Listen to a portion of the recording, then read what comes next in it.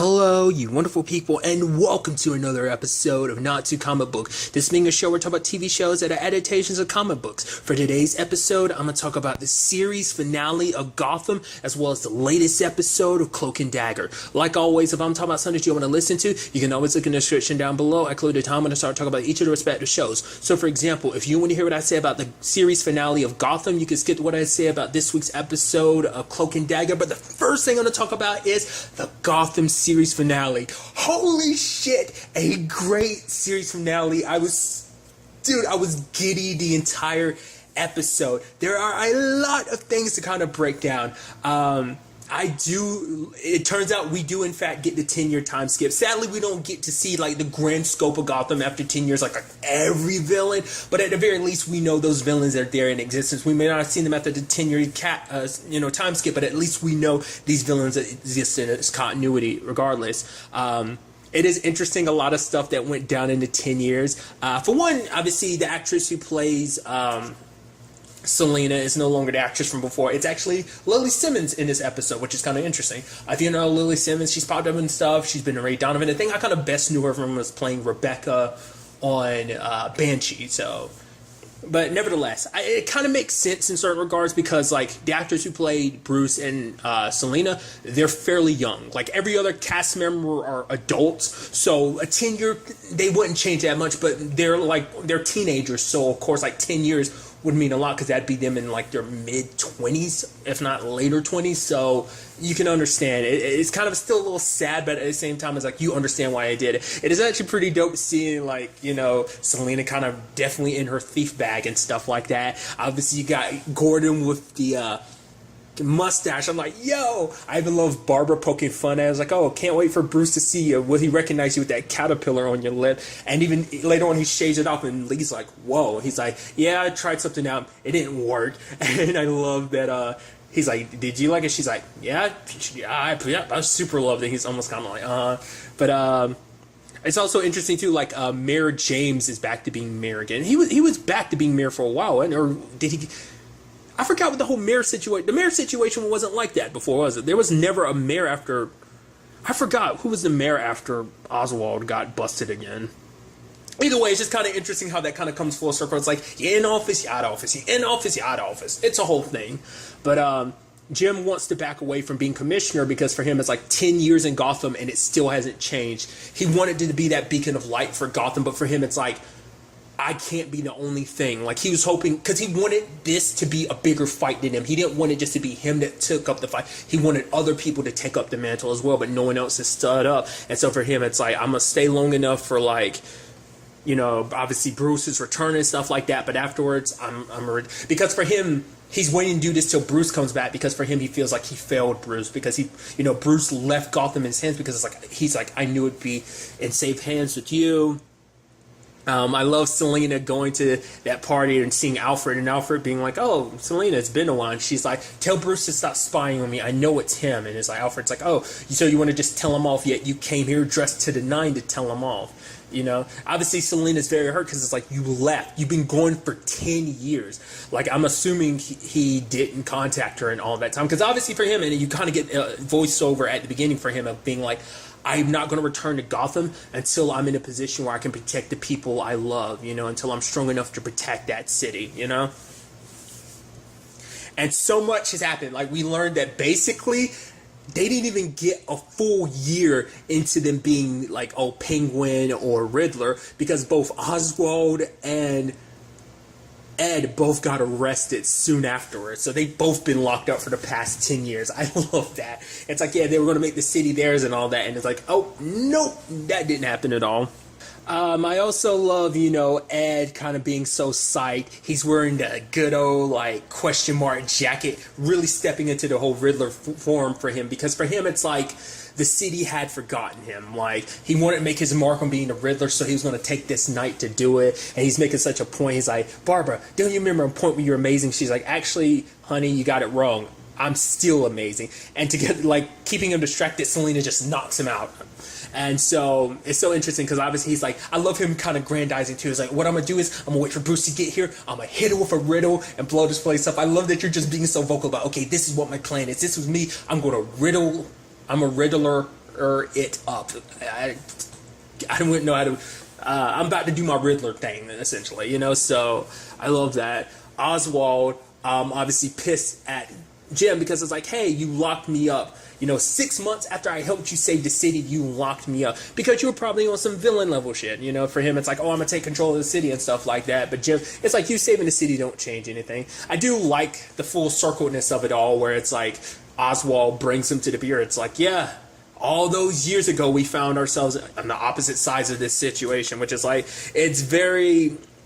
It's like this began with you and me, and it's going to end with you, is Oswald's thing. And I also love that I was wondering what they were going to do about this situation. It does seem like they got, like, obviously they probably put stuff in the costume to make him look a little chubbier, because I was wondering how they were going to handle that. I do love the monocle. I wonder if it, like, his eye is always fully dilated. That's what it almost looks like, and I guess to compensate for it, that's why he wears the lens. But it looks good coming out there with the top hat on and everything. I'm like, oh, I'm going to do my best to, you know, bring back this city. I think we're going to see, well, potentially, I guess Oswald would be more in the line of, like, businessman, like, you know, he's gonna look like an honest businessman, but obviously he's still running crime. It's probably gonna be that thing of, like, everyone knows what Oswald's up to because Oswald hasn't changed, but obviously to the outside he seems like he is. I wonder, how did he get that whole tenure thing? Was it just literally, did he get out on good behavior? Did he kind of, like, grease the right palms or something like that? I'm curious. There's a whole interesting situation with Harvey. Obviously he was taking the fall for that person's death. He was like, yeah, I shot the dude, he was unarmed. And, like, obviously Jim and a lot of cops in the GCPD were like, yeah, we know Harvey didn't do this. But the thing is, why is he taking the fall for? I wonder what was it exactly that was said to him. I'd like to go ahead and just skip to it, but, like, what did Jeremiah say to him specifically? I guess it's like, if you don't do this, this is part of a little game, because if you don't play along, things are going to get bad, I guess. It is interesting. It does beg the question, though, how long was Jeremiah in that state? He never really answered. Has he been, like, cognizant the entire time? That takes dedication, and it kind of shows you how much of a psychopath he is. The fact is, he was keeping up the whole, like, unresponsive thing. I mean, hell, we literally saw Ed stab him in the leg. It's like, if you're going to mess with him, this guy, he's a legend. And you're going to do it, psh, you go about it a smart way, and he's laughing, stabbing. It's like, that takes some damn dedication to do that.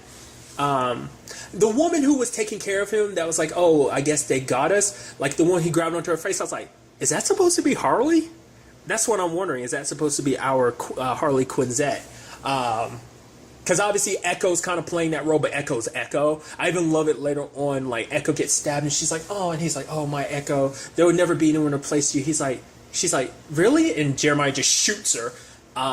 They're like, yeah, there's plenty of fish in the sea. And I'm assuming that's what that whole situation potentially might be. But either way, it is kind of interesting. Like, I know I'm skipping around, but I do apologize. I do like that they kind of did this neat, and I think it's a very Batman thing in, like, early, like, parts of a movie, because I think some movies kind of do this. It's like, obviously when he's Batman, you don't get the full scale of Batman, because that's the thing about Batman, just creeping in the shadows. And every time you see Batman throughout the episode, when he first meets up with Harper and Gordon, he's like, I'm not your enemy, and, like, you never get a good look. Everything's from the shadows, jumping on Penguin and Edward's car when they're trying to get away, and leaving them kind of hung up by the light bulb. I love it, and being like, he said this was his city. Yeah, right. Let's go and show him. We're going to find out who he is. And they see him jumping across the building, and they're like, yeah, we'll wait till tomorrow, right?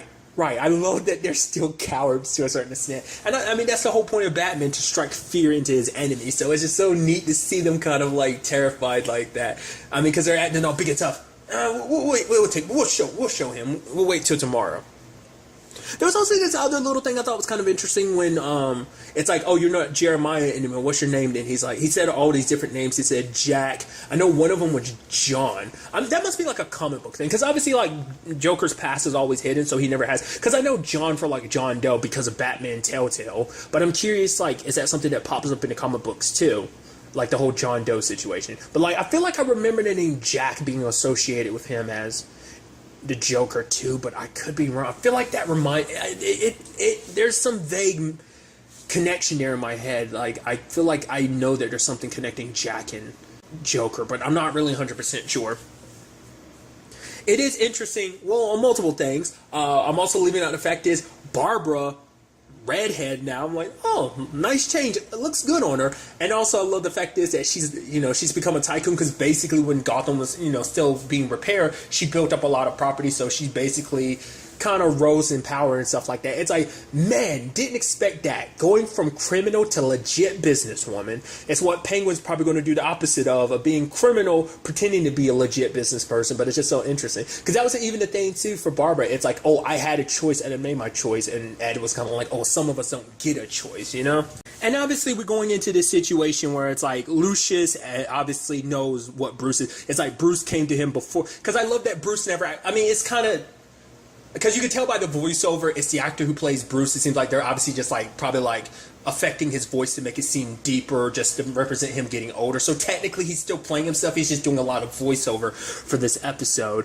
But I love the fact is that it's like Lucius is like, oh yeah, he came to me about what he had planned. And I, without hesitation, decided to help him. And it's like, so what do you think? Do you think he should tell Gordon? And Alfred was like, that's not our decision. Ultimately, this is Bruce's journey, and whoever he decides to bring into the fold, that's his decision. Ours is just to serve, you know? So, and you can see the look on their faces when they see Penguin and Ed kind of wrapped up like that. And just, I wonder how much time, like, in between him suiting up and stuff like that, because he hasn't made a public appearance. Because obviously, like, you know, Alfred was making excuses of like, oh, you know, Bruce, he's, you know, because of everything going down, like, obviously he's being fashionably late. So it's kind of interesting that Batman pops up in town before Bruce Wayne does. But I guess he's going to try and do the whole thing of like, oh man, wow, that's crazy. It's a couple days later. Oh wow, I heard about that Batman thing. That's crazy. And I also love that this kept that relationship between Bruce and Jeremiah that I loved. I love for him, it's like, he was hurt by Bruce leaving. It's like, and he left us. Do you know how it feels to have someone you love taken away from you? I'm like, wow, because he's so obsessed with Bruce. And it's like, I was always waiting for him to come back. And it's like, because he broke me the moment he left. And it's like, he left me behind. It's almost like he lost a part of himself. Because for him, it's like, we're so connected. And Bruce just kind of tossed that away by leaving. I wonder, does Jeremiah know that that's Bruce? I want to say he knows. He figures it's like, oh, it's you. This is who you were meant to be. This is what Raish was talking about. That's what I'm assuming. It's hard to say what he knew, but I love that Bruce takes him down with the batarangs and everything. Good old classic move on one straight through the hand. It almost makes you wonder, could this be like the spark that will eventually put Barbara Lee Gordon on to this path, because she's there when Bruce, you know, as Batman came to save her and everything. So then you also had that heart-to-heart moment between Selina and Bruce. It's like, she's like, I know it's you, and the fact is, it's like, I didn't want you to protect me. I understand why you left, but I just wanted you. And she's like, so where do we go from here? And Bruce is like, I don't know. Because who knows it, like, because to me, that's a neat thing, because it adds this very complicated nature to the relationship. Because obviously, they had feelings for each other very strongly for a very long time. But obviously, that gets complicated because Bruce left for 10 years. But obviously, Selina feeling the way she does, you can tell she still cares heavily for him. And I think when it's all said and done, you could expect, like, I think that's going to add an element to, like, their flirtatious relationship. I think it adds this element of, because they have this history, it makes their relationship that much more flirty and stuff like that, because she knows it's Bruce underneath, you know, and they've had their back and forth all these years that I think, you know, it's going to be her way of kind of getting back at him for leaving for 10 years, but, you know, so... But when it's all said and done, Bruce is still kind of like, yeah, I don't know where we go from here, but I can promise you I'm never leaving Gotham again. And he's like, return to Jewel you stole. And she's like, as if. So the beginning of a long and complicated love rivalry that they're going to have, that's just going to be interesting. I do like that Jim at the end, obviously, he's pulling out the light from before, and it's like, oh, like, ever since reunification, you had kind of just put away. It's like, yeah, but I feel like, you know, I wanted it kind of lighted back up when Bruce came back. And, you know, initially Jim was going to quit being commissioner, but now he's decided he's going to stick around a little bit longer since things are kind of getting very interesting. And I love, you know, what Alfred says, because it's like, you told Bruce a long time ago that even in the darkness there is light. You saved him. You gave him hope. And it's like, because of Gordon, Bruce has become who he's become, the Dark Knight that will watch over Gotham. And I was wondering, I was like, will we ever actually get a look at of Harvey being like, holy crap? And we do. Like the last shot is we get to see the suit. I was like, okay, that's pretty dope. It's kind of interesting because I was wondering if it would always be from the back, but it's like, no, you get a frontal shot at the very end. It's kind of reminiscent of Smallville. You don't really, I can't remember because it's been a couple years since I rewatched it. Like I don't know if there's actually a shot of you actually seeing Tom Welling in the full suit. I don't think so. Like, obviously, I think at the end you see him like tear open his shirt to reveal like the suit underneath, you know, the House of L symbol. But I don't think he ever. I think like obviously like when he's stopping Apocalypse from hitting Earth. Because if I remember correctly, the whole planet of Apocalypse or the comet or whatever like was coming in. Either way, it doesn't matter. Like you see him flying off in the distance, kind of wearing the suit. That's about it. But it kind of, you know what? It kind of reminds me of this suit, and maybe I'll catch flack for this. It kind of reminds me of the George Clooney one. Once again, the earlier Batmans, I don't remember which ones are which. Just because like the color it was, the way the light was kind of reflecting off it. It's like it's black, but it's not like dark black. It's kind of like a little bluish.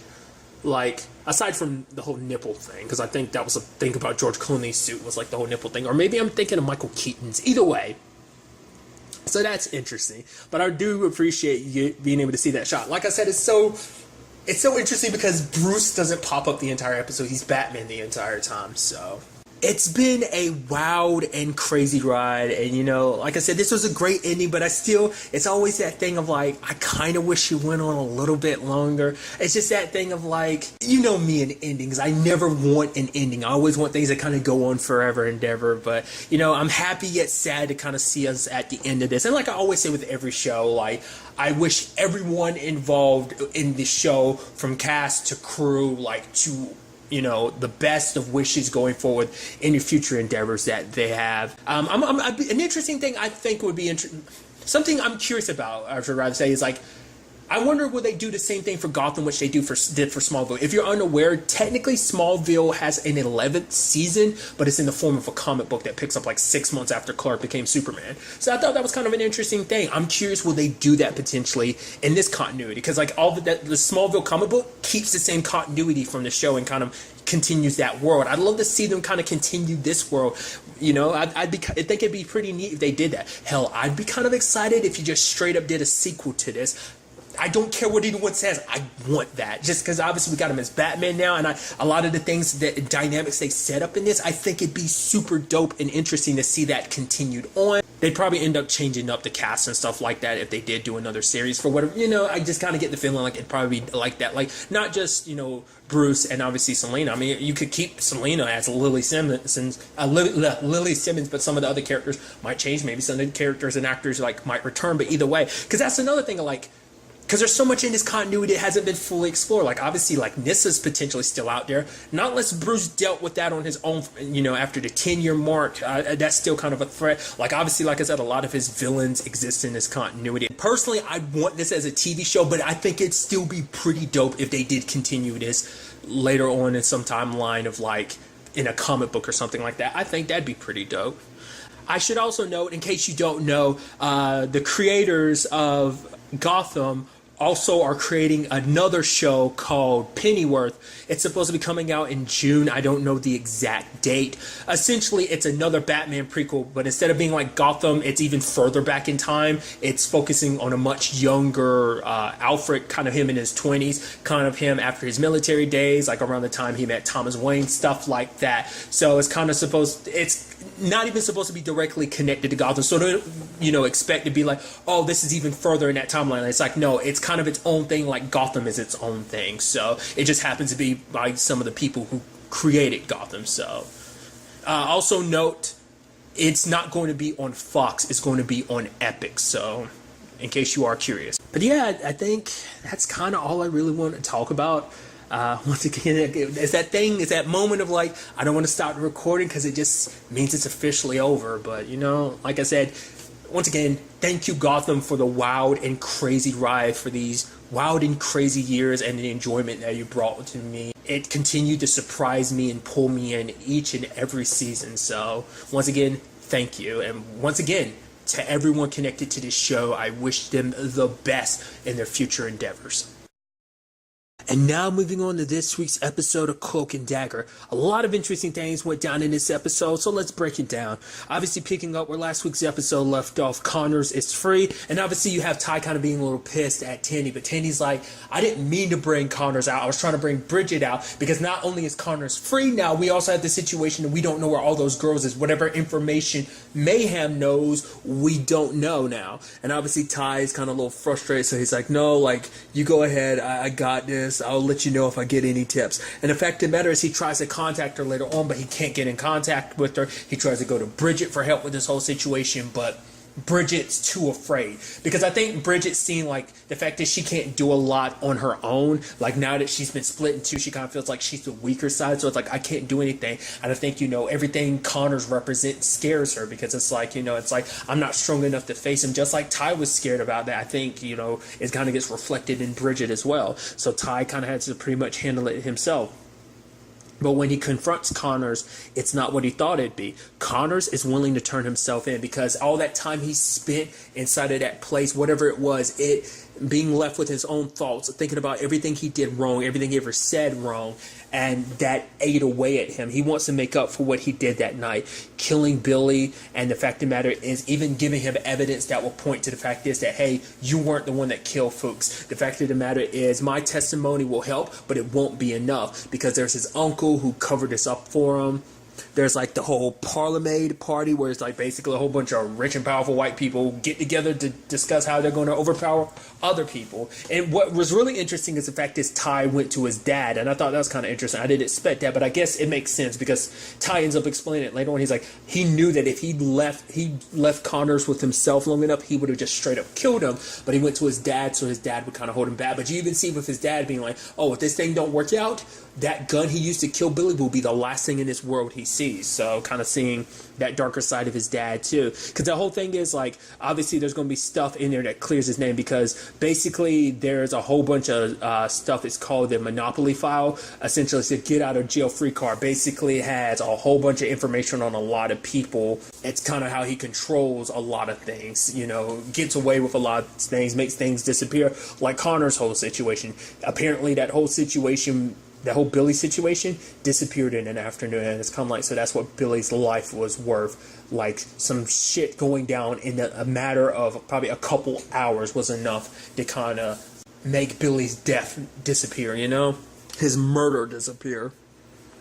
And so what's interesting though is that Ty does end up getting Bridget's help with all of this. And what I think is kind of interesting is obviously, you know, I thought the episode was going to go a little differently, because we see her arming up and stuff like that. After she looks at the picture of Fuchs, I think for her it was kind of like a, no, I got to do this for Fuchs. I got to do this for myself. I got to conquer my fears of this situation and get justice. I thought when she was locking loading, I'm like, oh, dude, that sucks. The fact that she's going to go after Connors all while Ty is trying to clear his name. I thought she was going to end up killing him, and that kind of screw everything up. Maybe she initially was, or that could have just been sometime after Ty had already contacted her. It's just the episode could have been kind of told out of order in that regard of like, but I think it might have been a situation of her arming up and getting ready and like, am I ready? And then Ty contacted her for this whole situation. But when we see her at the end, she's shooting at that, you know, target practice again, and she still misses. Because I think when it was all said and done, she thought if she could do this, if she could help Ty, if she could help deal with this whole Connor situation, she thought it would fix her, it'd make her some semblance of whole again, that it'd fix and fill in that missing part of her heart, but it didn't. And now I think she's scared of being like, I'm just going to suck like this forever, and not being able to kind of make a move that what was there, who I was before, I'm no longer that person. I'm a shadow of my former self, essentially. And it's kind of sad to see her in that situation. And I'm curious to see where her story goes from here in that regard, because it might be a situation where she wants to actually go inside of that place. That might be how we deal with Mayhem, is having Bridget go in there and confront her and the two become whole again. But even if they do become whole again, there might be a situation where Mayhem takes over, and it might not be Bridget in control, and that might make Mayhem even more powerful. Maybe not. That depends on how they end up playing that whole situation. Now it might just be what Bridget needs to be whole again. Maybe she gets to keep her powers and stay in control, or maybe it just kind of drives her a little insane, basically having two minds in one, essentially. Like, that's just me throwing that out there. We'll have to wait and see ultimately what it ends up becoming of that or not.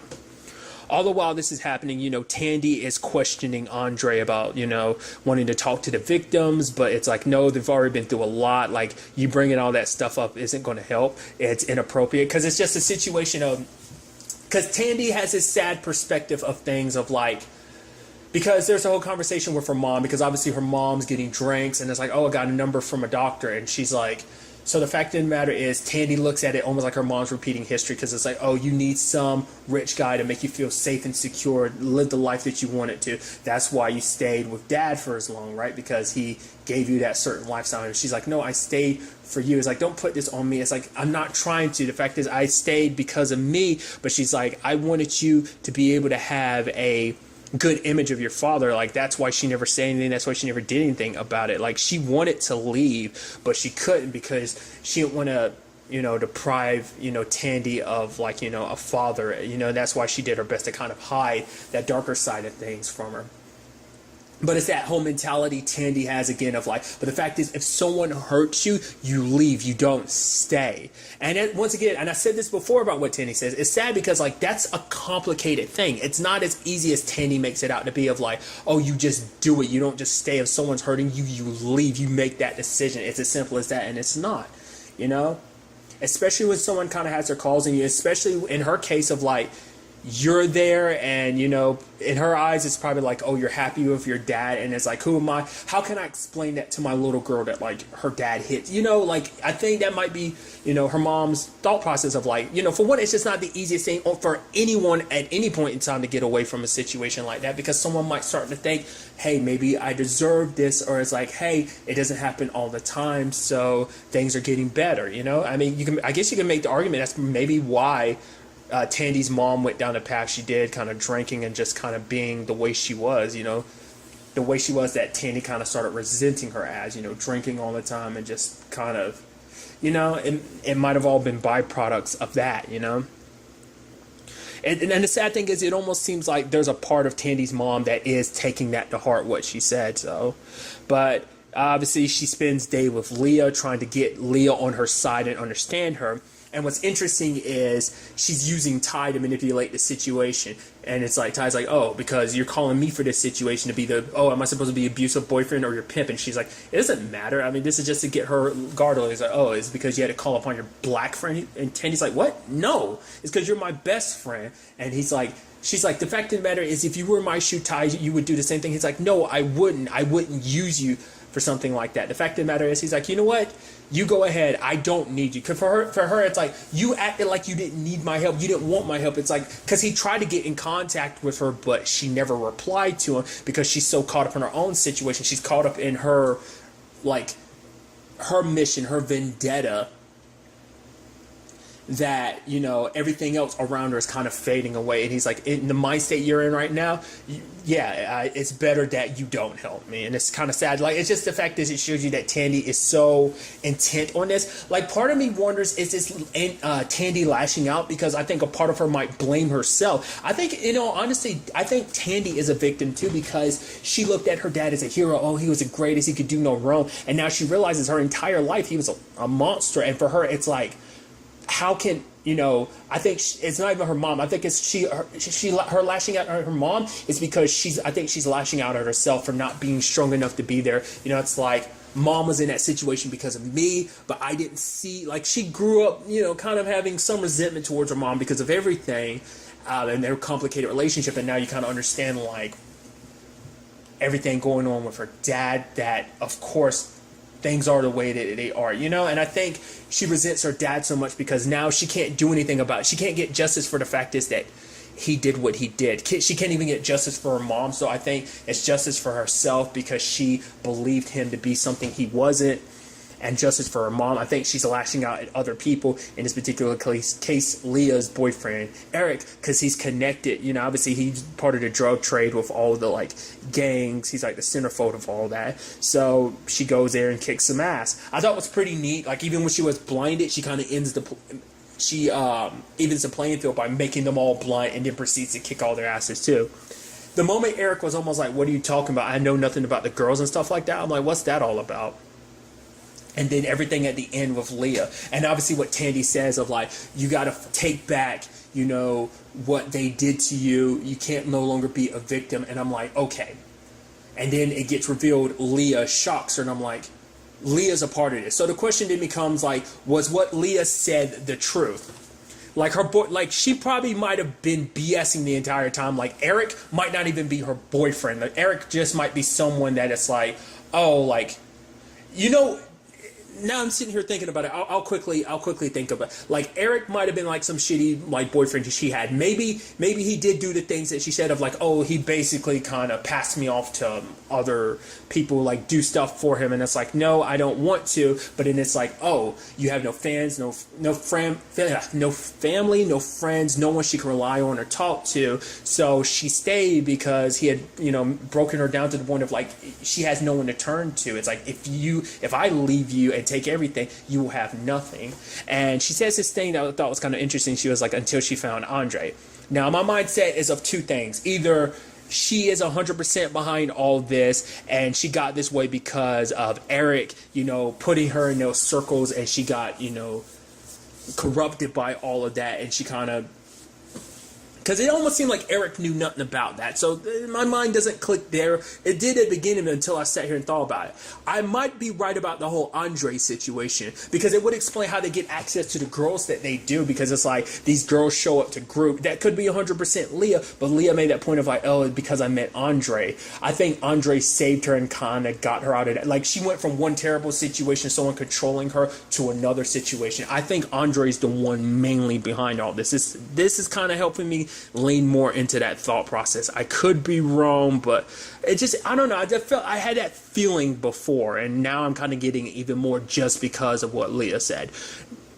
Because it doesn't seem like I mean, to be fair, once again, I could be wrong. She could 100% be behind everything, which would be crazy. But that's what I was saying. I'm wondering what her motive would be. Is it just because, is it because something Eric said, which I don't think, like I said, Eric knows anything about the girls going missing. So all this whole operation, like I think he handles drugs and that's it. The whole kidnapping girls thing, it seems like that's Leah and potentially Andre's whole thing, you know. So sadly, we see that Tandy ended up getting kidnapped.